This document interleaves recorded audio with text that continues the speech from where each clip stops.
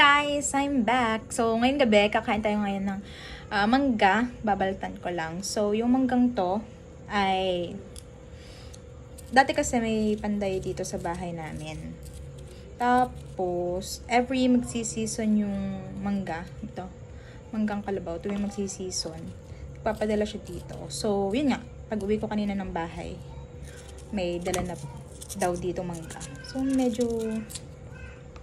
happy naman. Wala pa tayong sausawang alamang. Siguro bukas magpapaluto ako ng ng alamang. Tapos, ang meron lang ako dito ay asin. Tapos, asin. Ayan, asin.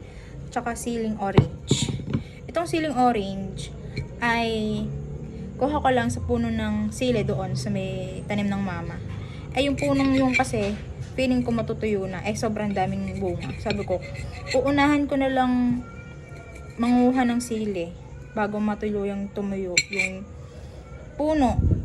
So, yun. Ito. 2 linggo na sa ref. Pero naging orange siya. Tapos natuyo na yung puno. Tapos, meron din tayo ditong patis. Ewan ko. Ito kasi patis.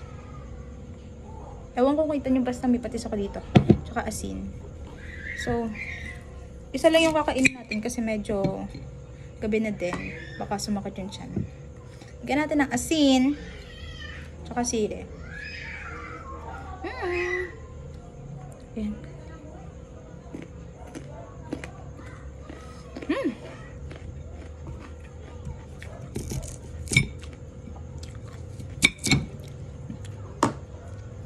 Asin. Sausaw natin sa patis. Wait lang, medyo malaki yung hiwa ko.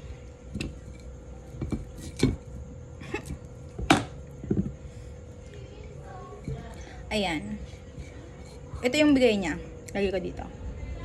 Ayan. Sausaw natin sa patis. Ayan. Lagyan natin sili. Gustong gusto ko yung gantong hilaw na mangga.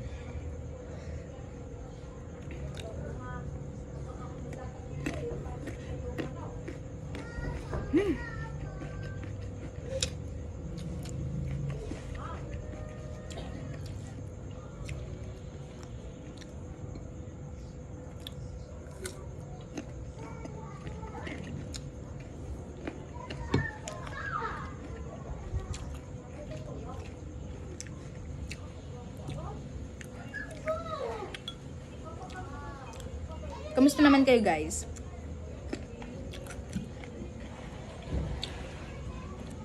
Sige, galit-galit muna. Kakain lang ako nito.